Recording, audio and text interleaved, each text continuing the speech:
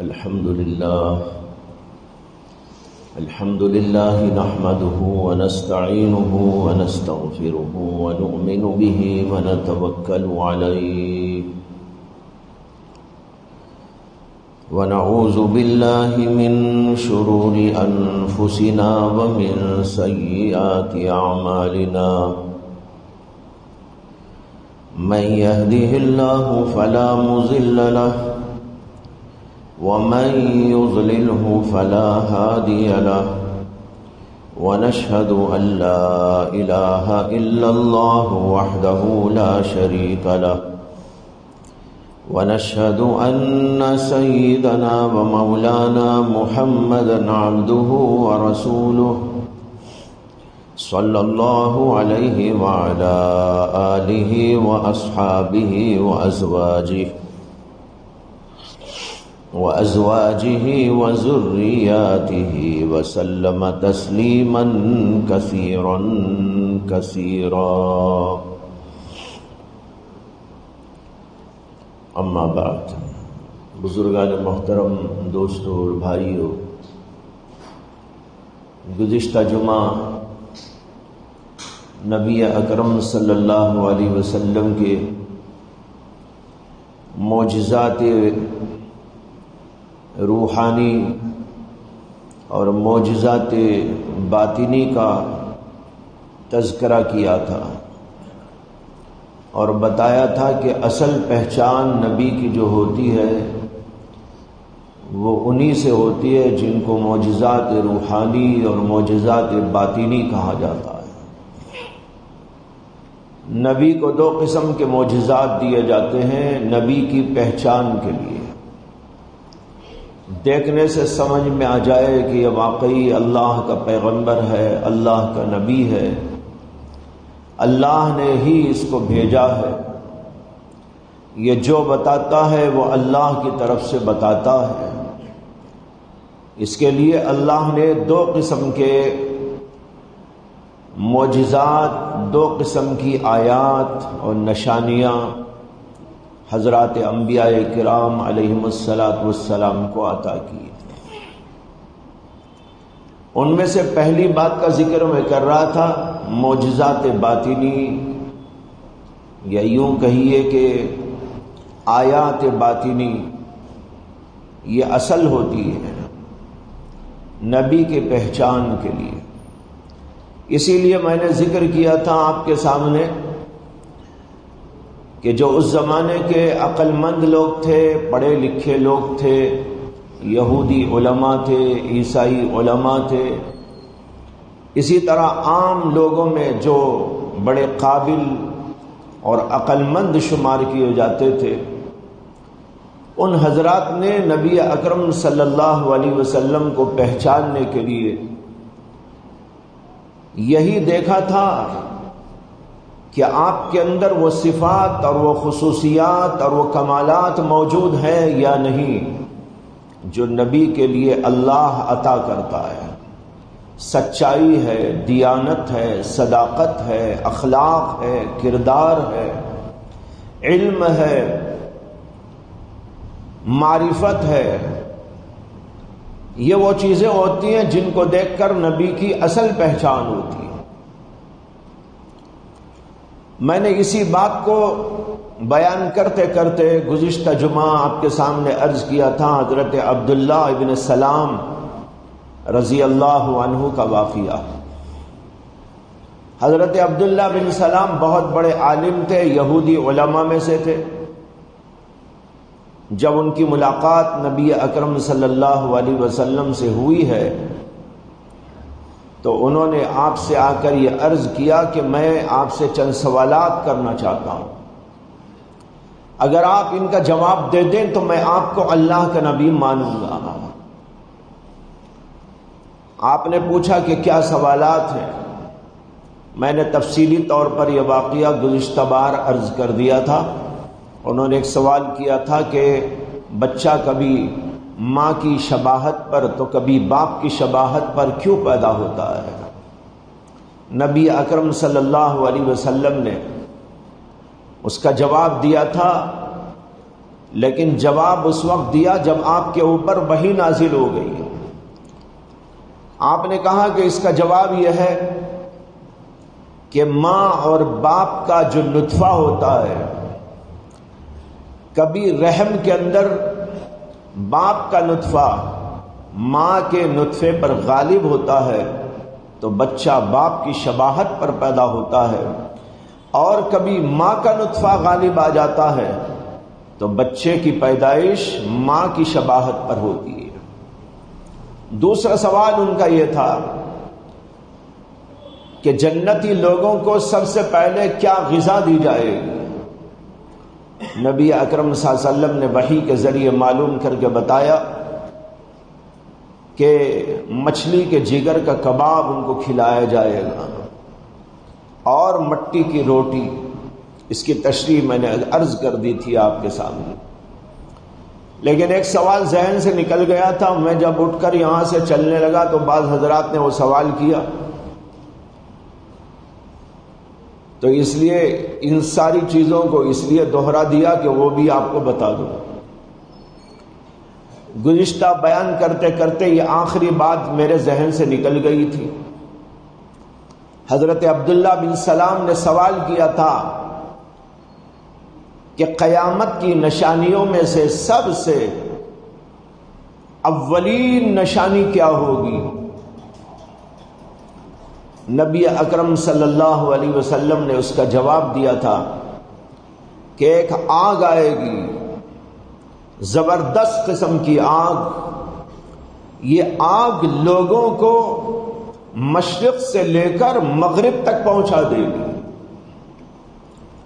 یہ حدیث کے الفاظ کا ترجمہ ہے، باقی اس کی تشریحات کے اندر لمبا چوڑا کلام ہے۔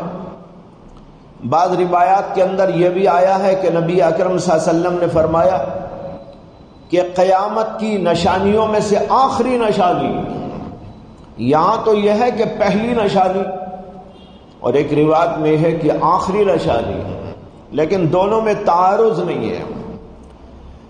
بات دراصل یہ ہے کہ نبی اکرم صلی اللہ علیہ وسلم کے سامنے بہت ساری علامات تھی قیامت کی، لیکن ان میں سے جو بڑی بڑی علامات ہیں وہ 10 علامات، ان کو جب اللہ کے نبی صلی اللہ علیہ وسلم نے گنایا تو گناتے گناتے کہاں پہلی یہ ہوگی، پھر یہ ہوگی، پھر یہ ہوگی، لیکن جو سب سے آخری میں آنے والی علامت ہے، اس کے بعد کوئی اور علامت نہیں آئے گی، وہ علامت وہ آگ ہے۔ اور ایک روایت میں یہ ہے کہ یہ قار عدن سے نکلے گی، جو ملک یمن کے اندر ہے بستی، وہاں سے نکلے گی، اور ایک روایت میں ہے کہ حضر موت بستی سے نکلے گی اور پھر لوگوں کو کھینچ کھینچ کے لے جائے گی اور میدان حشر میں جمع کر ڈالے گی۔ جب لوگ دیکھیں گے کہ یہ آگ آ رہی ہے تو بھاگیں گے بھاگیں گے بھاگیں گے، بھاگتے بھاگتے سب کے سب ایک جگہ پر جمع ہوتے چلے جائیں گے، اور وہی دراصل میدان حشر ہو۔ یہ 3 باتیں تھیں جو حضرت نبی اکرم صلی اللہ علیہ وسلم نے ان کے سوالات کے جواب کے اندر فرمایا تھا۔ جب اللہ کے نبی نے جواب دے دیے تو انہوں نے کہا،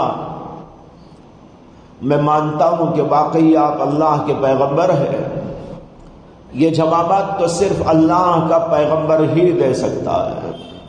لہذا انہوں نے اسلام قبول کیا۔ بڑے صحابہ میں ان کا نام داخل ہے، حضرت عبداللہ ابن سلام رضی اللہ عنہ ایک طرف یہودیوں کے بہت بڑے عالم تھے، بڑے فاضل تھے، اور پرانی تمام کتابوں کے گویا کے پڑھے ہوئے آدمی تھے، اور اسی لیے ان کو یہ سب باتیں معلوم بھی تھی۔ اس لیے انہوں نے نبی اکرم صلی اللہ علیہ وسلم کے علم کو جانا، علم کو جانچا، اور پھر اس کے ذریعے سے پہچانا کہ واقعی نبوت کی نشانی آپ کے اندر پائی جاتی ہے۔ اسی طرح احادیث کے اندر آتا ہے کہ ایک بار مشرکین مکہ نے یہودی علماء سے جا کر سوال کیا۔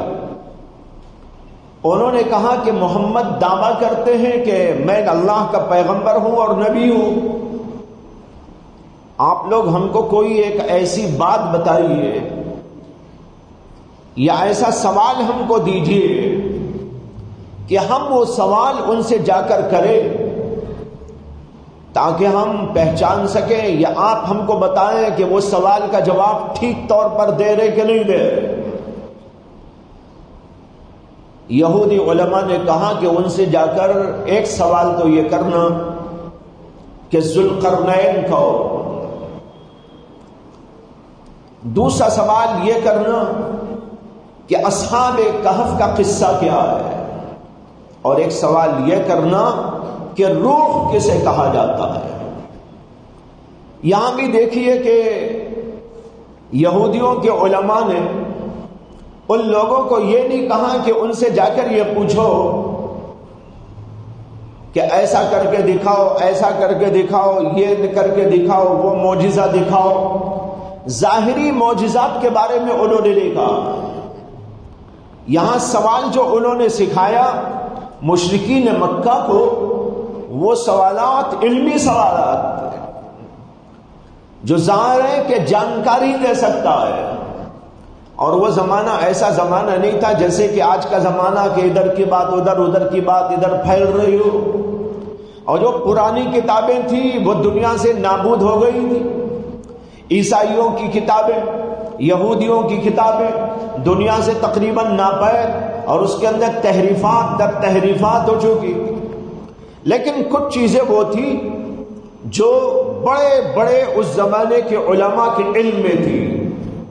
انہوں نے کہا کہ اگر یہ واقعی اللہ کے پیغمبر ہے اور نبی ہے تو ان سے جا کر یہ 3 سوالات کرنا، اگر وہ اس کا ٹھیک طور پر جواب دے دیتے ہو تو اس کا مطلب یہ ہے کہ وہ واقعی اللہ کے پیغمبر ہے۔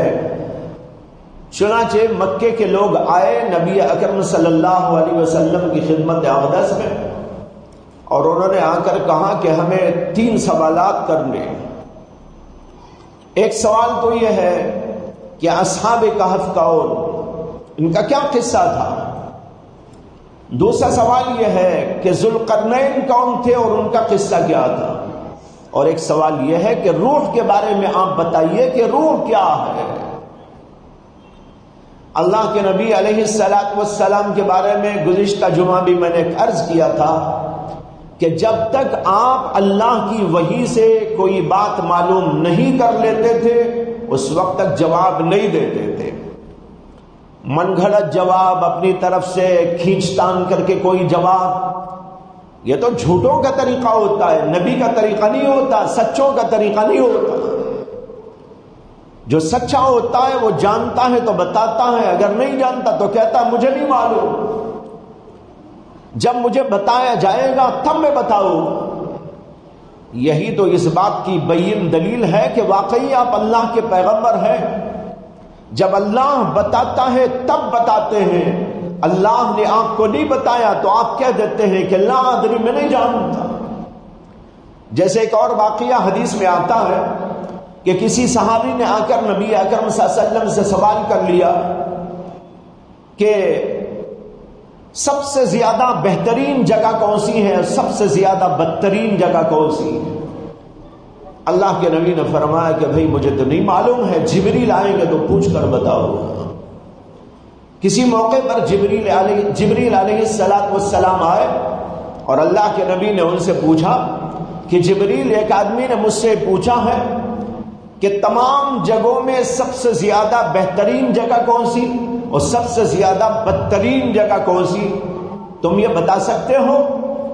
جبریل نے کہا کہ نہیں، مجھے بھی نہیں معلوم، میں تو اللہ سے پوچھ کر بتاؤں۔ دیکھو نبی نہیں بتا رہے جب تک معلوم نہیں، فرشتہ بھی کہتا ہے کہ مجھے نہیں معلوم، میں پوچھ کر بتاؤں گا۔ اس سے معلوم ہوتا ہے کہ سچوں کی علامت یہ ہے کہ وہ جو جانتے ہیں وہ بولتے ہیں، جو نہیں جانتے وہاں کہتے ہیں لا ادری، ہم نہیں جانتے۔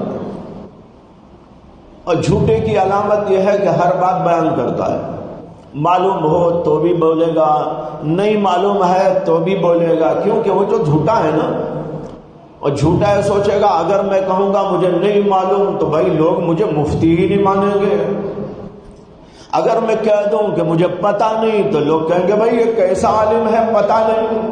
میری عزت گھٹ جائے گی، میرا علم گھٹ جائے گا، میں لوگوں کی نظر میں نیچ ہو جاؤں گا اور میری عزت چلی جائے گی، میری تحقیر ہونے لگے گی۔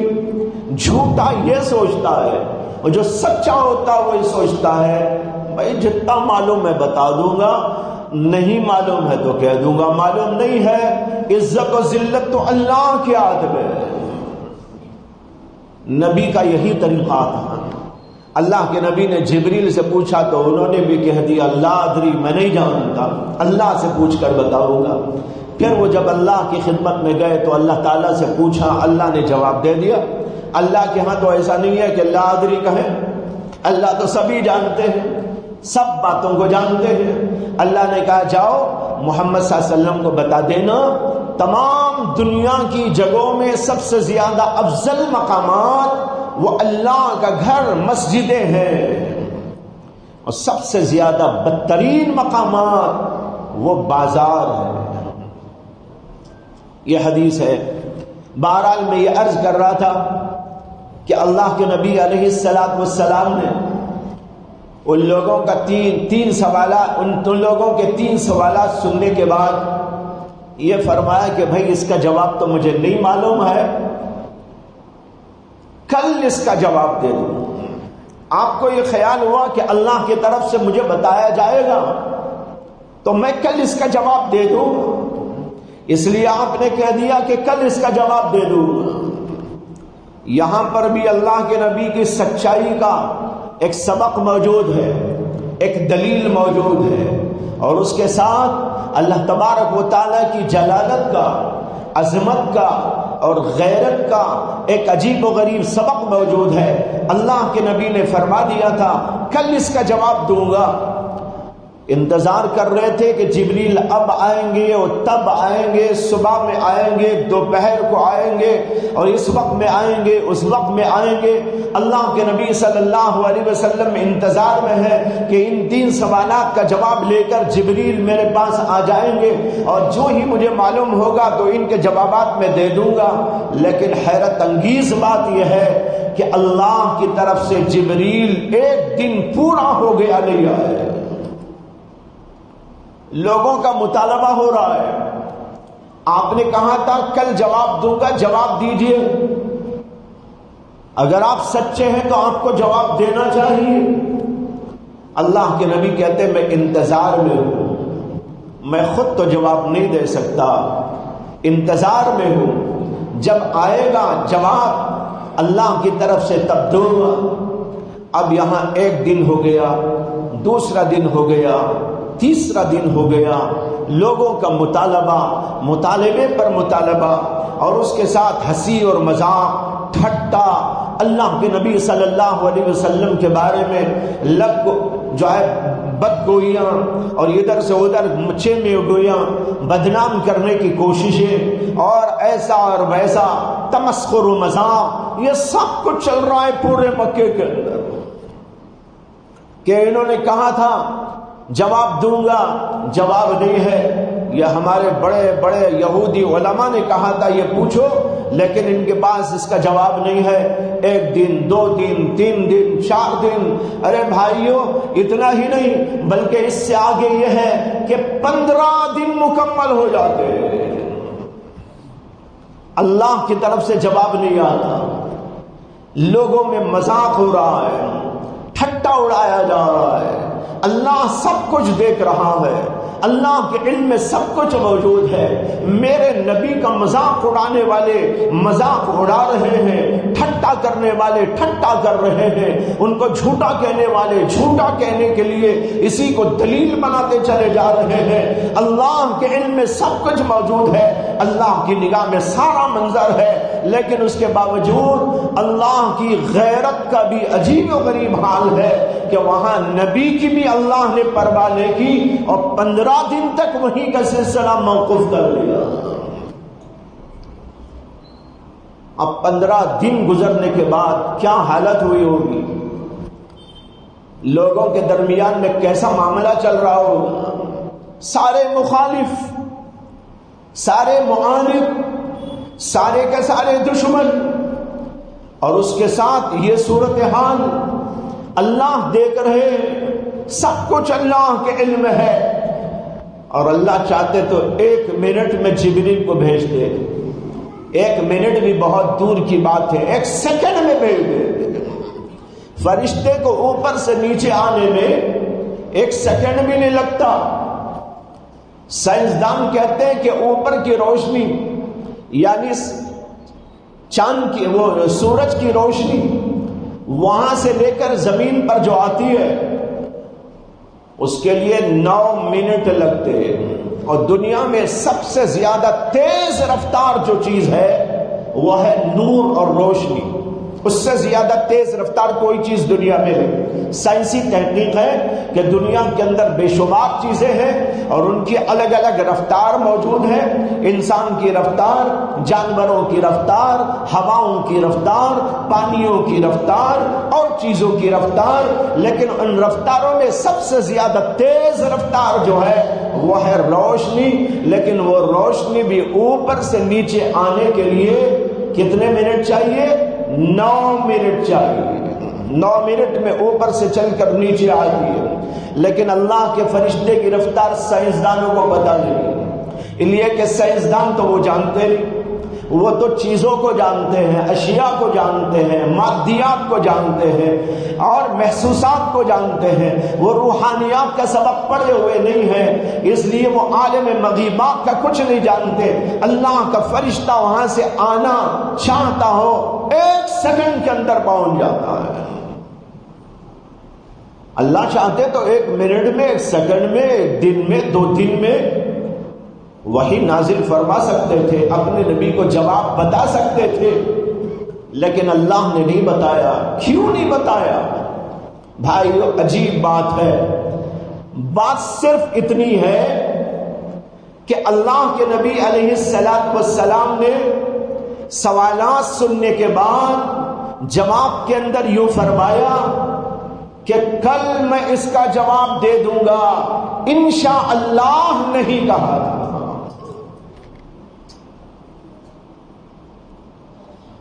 یعنی اللہ پر اس کو سونپا نہیں تھا، اللہ کی مشیت اور اللہ کے ارادے کو اس سے متعلق نہیں کیا تھا، اور یوں کہہ دیا تھا کل جواب دے دوں گا۔ اللہ نے کہا کل جواب تم دے سکتے ہو تو دے دو، دیکھتا ہوں میں کیسا دیتے ہو، میرے بغیر، میرے بتائے بغیر، میری مشیت کے بغیر، میرے ارادے کے بغیر کیا تم جواب دے سکتے ہو؟ نہیں دے سکتے تھے تو تم نے کیوں نہیں کہا کہ اللہ جب جواب دے گا تب جواب دوں گا؟ میری طرف کیوں التفات نہ کیا تھا؟ میری مشیت کا ذکر کیوں نہ کیا تھا؟ میری مشیت پر اس کو متعلق کیوں نہ کیا تھا؟ اللہ نے اس کی وجہ سے 15 دن تک وحی کے سلسلے کو بند کر دیا۔ ادھر نبی کا مذاق اڑایا جا رہا ہے، ٹھٹا اڑایا جا رہا ہے، جھوٹا کہا جا رہا ہے، الٹا سیدھا کہا جا رہا ہے، لیکن اس کے باوجود اللہ کی غیرت بھی عجیب و غریب غیرت ہے۔ اللہ نے کہا کہ میرے بغیر تم نے کیوں کہا کہ میں جواب دے دوں گا؟ دیکھ لو کیسا جواب دیتے ہو۔ 15 دن کے بعد شدید انتظار میں، کوفت میں، دکھ میں اور انتظار ہی انتظار کی کیفیات میں جبریل امین علیہ السلام تشریف لاتے ہیں اور سب سے پہلے یہ آیت سناتے ہیں، لا تقولن لشيء انی فاعل ذلك غدا الا ان یشاء اللہ۔ اے نبی ہرگز کسی بھی کام کے بارے میں یہ نہ کہنا کہ میں کل کر دوں گا مگر یہ کہ اللہ چاہے تو۔ یہ آپ کو سب سے پہلا سبق پڑھایا گیا کہ آپ نے کیوں کہہ دیا تھا کل جواب دے دوں گا؟ آپ یہ کہتے انشاءاللہ جواب دے دوں گا، اللہ نے بتایا، حالانکہ آپ کے دل میں تو تھا وہی، اسی لیے تو آپ نے کہا کہ کل جواب دوں گا۔ لیکن دیکھو الفاظ بھی بعض جگہ پر استعمال کرنا ضروری ہوتا ہے۔ لہذا اللہ کے نبی صلی اللہ علیہ وسلم کو اس بات پر پکڑ کی گئی اور 15 دن کے بعد وحی میں کہا گیا وَلَا تَقُولَنَّ لِشَيْءٍ إِنِّي فَاعِلٌ ذَلِكَ غَدًا إِلَّا أَن يَشَاءَ اللَّهُ. اور پھر اس کے بعد تینوں سوالات کا جواب نبی اکرم صلی اللہ علیہ وسلم کو بتایا گیا. اصحاب کہف کون تھے؟ انہم فتیۃ آمنوا بربہم وزدناہم ھدی. یہ چند نوجوان لوگ تھے، ایمان والے لوگ تھے. آمنوا بربہم، اللہ کے عاشق تھے، اللہ پر ایمان لائے تھے، اللہ کے عشق میں مبتلا تھے. انہوں نے دنیا کو نہیں دیکھا، انہوں نے مال و متاع کو نہیں دیکھا، انہوں نے اپنے سامنے کی بڑی طاقت کو نہیں دیکھا، طاقت کے سامنے بھی اڑ کے رہ گئے. یہ کون تھے؟ یہ اصحاب کہف، یہ چند نوجوان تھے. اللہ نے عجیب الفاظ استعمال کیے، انہم فتیۃ. عربی میں فتح کی جمع فتیہ آتی ہے اور فتح کے معنی جوان کے. عربی میں ایک اور لفظ بھی آتا ہے جوان ہی کے معنی میں، اور وہ لفظ ہے شاب. کیا ہے؟ شاب. شاب کے معنی بھی ہے نوجوان، فتح کے معنی بھی ہے نوجوان. لیکن علماء نے ایک بات لکھی ہے کہ عربی زبان میں کوئی بھی لفظ مترادف نہیں ہوتا. مترادف معلوم یعنی ہم معنی. کوئی بھی لفظ ہم معنی نہیں ہوتا، ہر لفظ اپنا الگ ہی مفہوم رکھتا ہے. ہماری زبان میں تو بہت سے الفاظ ہیں ہم معنی ہوتے، یہ لفظ بول لو، اس کی جگہ یہ لفظ بول لو، یہ نہیں تو یہ لفظ بول لو، یہ نہیں تو یہ لفظ بول لو. لیکن عربی زبان ایسی وسیع ترین زبان ہے کہ اس کے اندر کوئی بھی لفظ ہم معنی نہیں ہے، یعنی مکمل معنی ایک لفظ دوسرے لفظ کا ادا کر دے، ایسا نہیں ہے. ہر لفظ کا الگ معنی ہے. مثال کے طور پر عربی میں دو لفظ آتے ہیں، قعود اور جلوس. قعود کے معنی بھی بیٹھنا، جلوس کے معنی بھی بیٹھنا.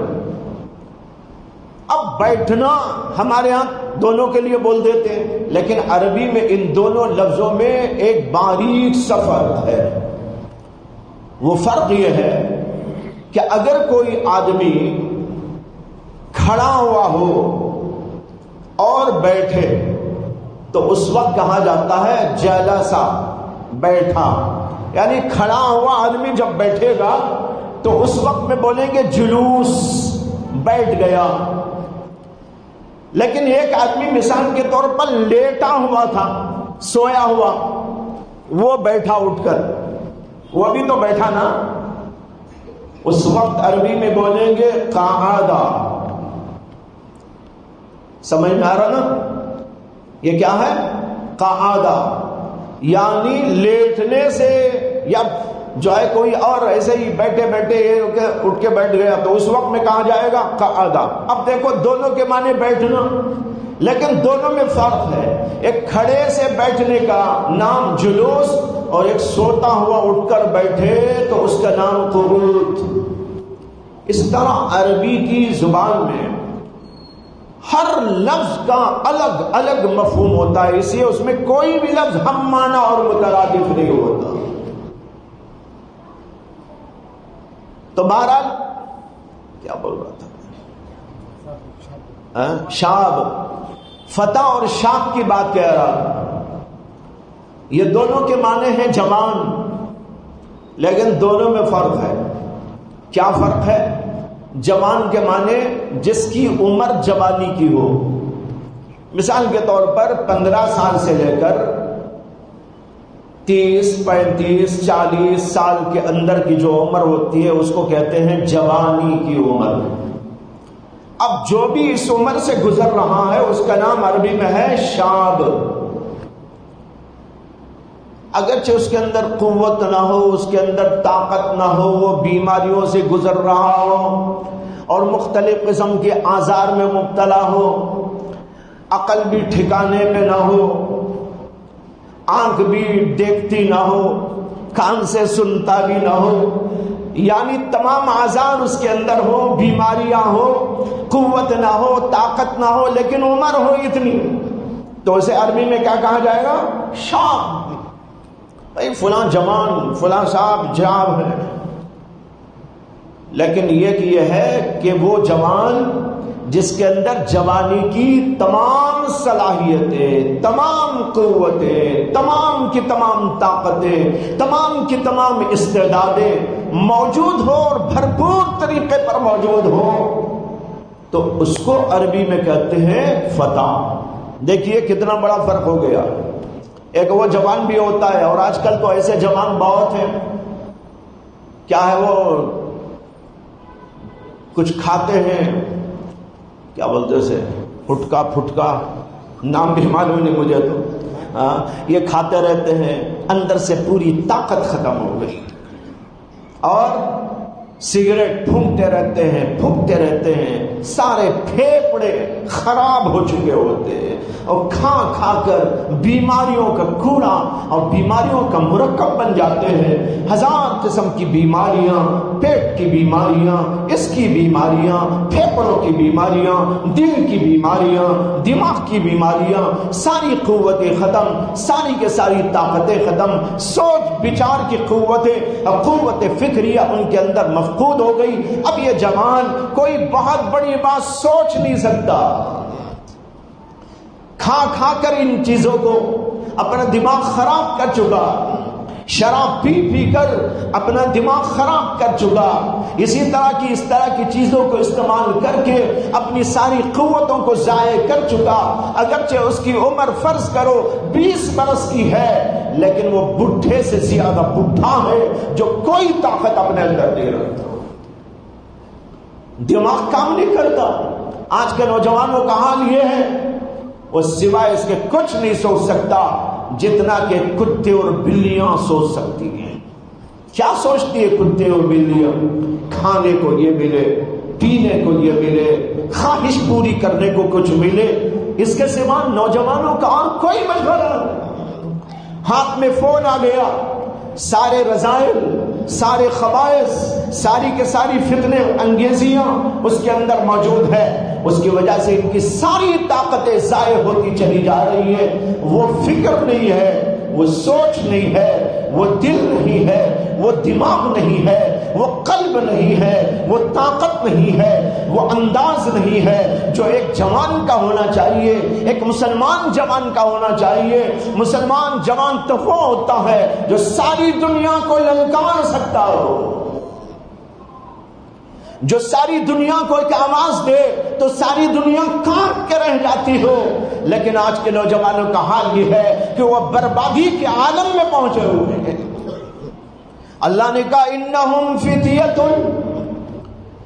جن لوگوں کا تم سوال کر رہے ہو، اصحاب کہف کا سوال کر رہے ہو، یہ کون ہے سمجھ لو.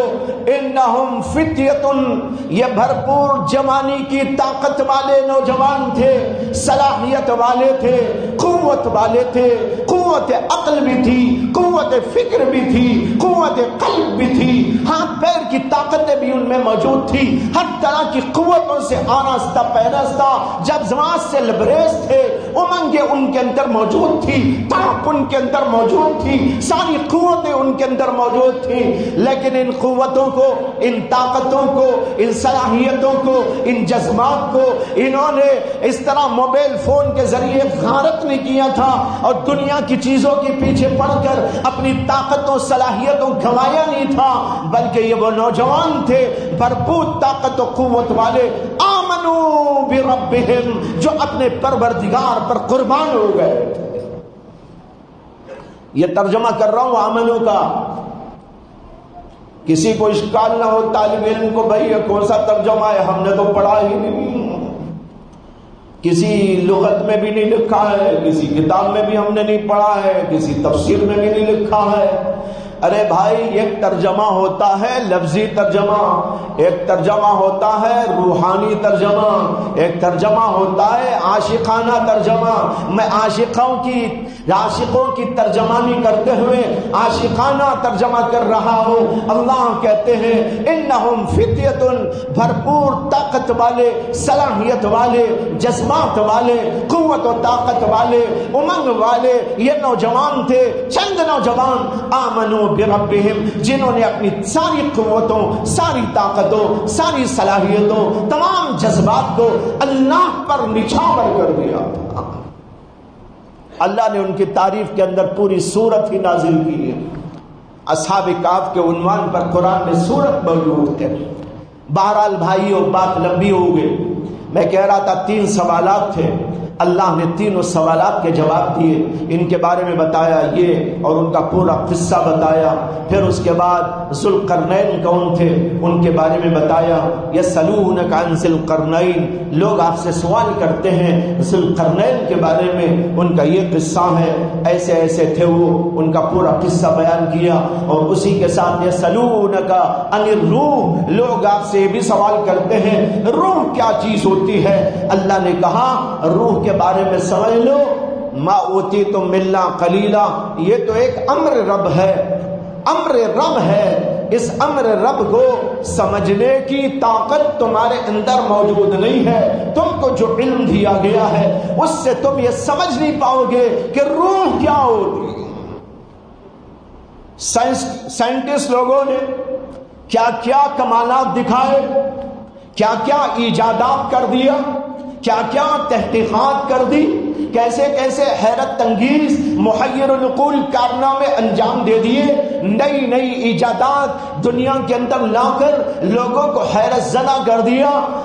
لیکن اس کے باوجود آپ کسی بھی سائنٹسٹ کو پوچھ لیجئے روح کیا چیز ہے، وہ کہے گا پتہ نہیں۔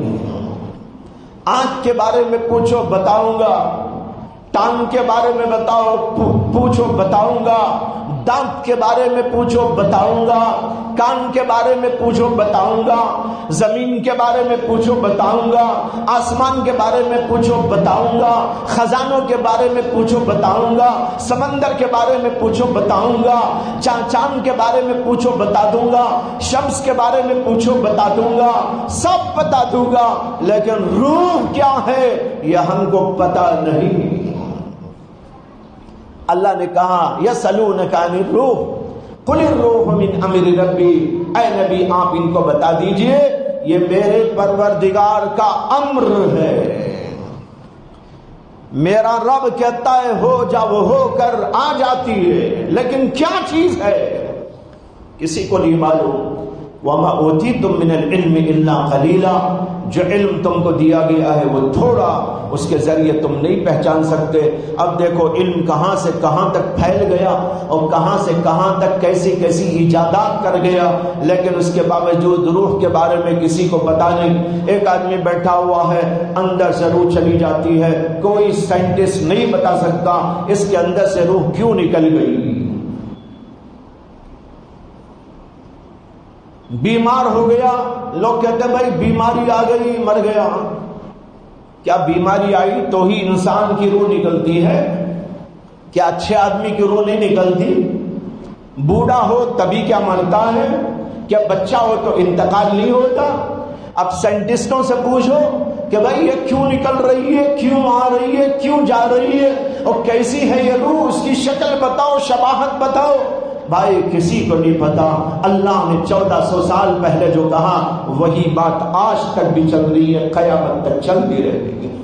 اس سے لوگوں نے پہچانا واقعی آپ اللہ کے پیغمبر ہیں۔